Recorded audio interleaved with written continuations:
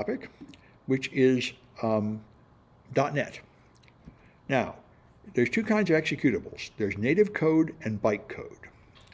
Native code is what we've been creating most of the time, where you write code in like C or C++ or something, and then you compile it to machine language for a particular processor, like x86 or x64 or ARM, and then it runs only on that hardware. That is native code. It runs fastest and is the most common type of code. But you might want to write code that runs on many different platforms. And if you do, then you need another system other than compiling it down to machine code. Java works this way. You write your code in Java, then you compile it to bytecode. Bytecode is not machine language on any processor. It is stuff that looks like assembly language, but it's in fact independent of the platform. It runs in a Java virtual machine, and the Java virtual machine is native code that runs on your hardware. So if you're on an ARM machine, you have to have an ARM Java virtual machine, but if you're on an x86, you have to have an x86 Java virtual machine, and then you can both run the same Java code, which is only compiled down to bytecode, which runs in the Java virtual machine. So that's the game, and all right, so you can languages. All right. So, all right. And so in Microsoft's competitor for Java, this was Java's powerful feature, so you could run on independent. So Microsoft wanted to compete with that, so they invented .NET. .NET has a thing called the .NET runtime, which is analogous to the Java virtual machine that runs on your, and then you can run compiled .NET code, which is compiled down to this thing called intermediate language, which is not all the way to machine code. It's down to a machine hardware independent code, which is then executed. People could, in principle, write .NET runtimes for other operating systems, and I think they exist, but they're almost never used. In practice, I don't think anybody uses .NET on anything other than a Windows template, Windows operating system. So Java source code looks like this. You have loops, and you have, like any other high-level language, here's some loops doing things. You compile that stuff down to Java bytecode, and here's what the bytecode looks like. You just have these things like a push and an if, and some kind of constant and store and load. These are just assembly language looking instructions in this bytecode, but they're not tied to any hardware. This is what the raw bytecode looks like that runs in the Java virtual machine. Here's C# source code. Like in C, you have these curly braces and you have the name of a method like button click, and then in here you have an if statement doing things. This is the kind of stuff we've been using in this class, where we write a program in C and compile it to create something with a vulnerability. That's what C looks like. And here's, if you took this C# and compiled it with a C# compiler down to machine language, you'd have the kind of code we've been exploiting. But if you compiled it to .NET, then it would compile down to this intermediate language stuff. And here you see, again, stuff that looks like assembly code. You've got like NOP for no operation. You've got, I'm trying to zoom in there. You've got store, load, branch if something is false, load a string. These are, again, little individual commands that look a lot like assembly language, but it's this intermediate language, is Microsoft's term for it, equivalent of Java's bytecode, that runs in a .NET runtime. And so here you've got some features. They're comparing Java to .NET. And so you can use any of these languages, and here's various Java-related languages. This one only runs on Windows. This one runs on multiple operating systems. Java runs in a Java virtual machine. Microsoft .NET runs in a .NET runtime. I think Common Language Runtime or something they call it, and so on. There are various ways to compare them here. All right. So choose Java for enterprise-grade applications with high user volumes. Choose .NET for, they think it's highly secure, which is interesting to me, and they say feature-packed. It's easier to write.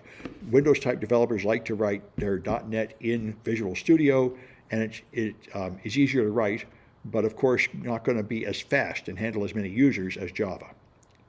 All right. And so there's two projects I want to demonstrate. Here you just make a simple application in .NET to see how it goes using Visual Studio, and then you hack into some applications using a product called .NET Reflector. So those are the projects I'm going to demonstrate, but I think we'll take a break first. Let's do the Kahoots before we do that. the last Cahoots for today. Let me get rid of this browser. I don't need it anymore. And get back to this one. And there's one more Kahoot, which is here. All right.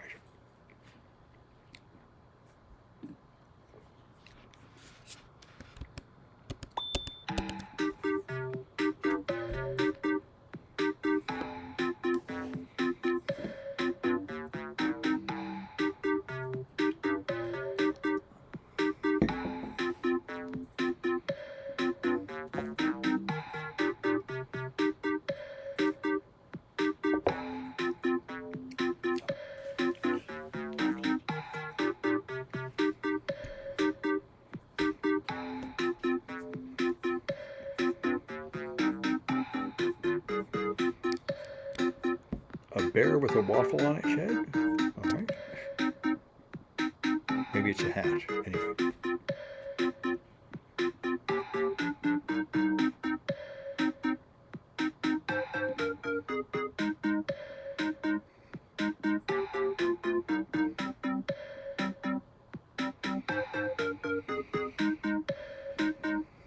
All right. This may be all we're going to get.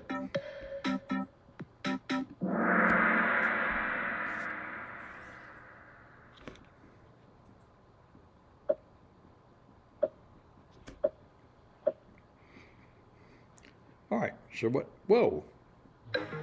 There, what language is that you're seeing there?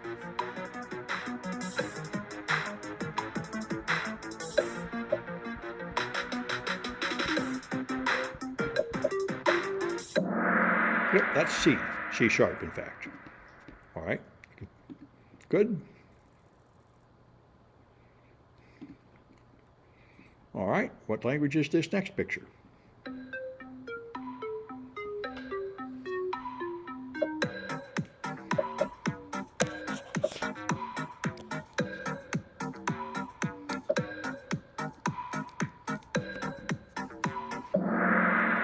That's bytecode. All right. Java bytecode, compiled Java code, as far as it compiles. All right, and the same thing, what language is this? Might zoom in for the Twitch people. You can see it a little better.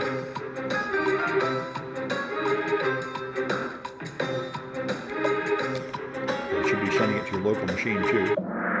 All right, that is assembly code. That was IDA Pro, showing raw assembly code. You've used that in the project. And there's one more like this. What language is that? I'm going to zoom in to make it bigger for the Twitch people.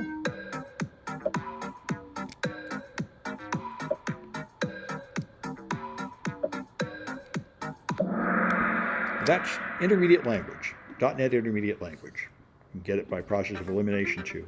All right. So, all right. XC is 1 twice.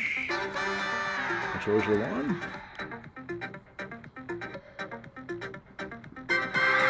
And B. Right?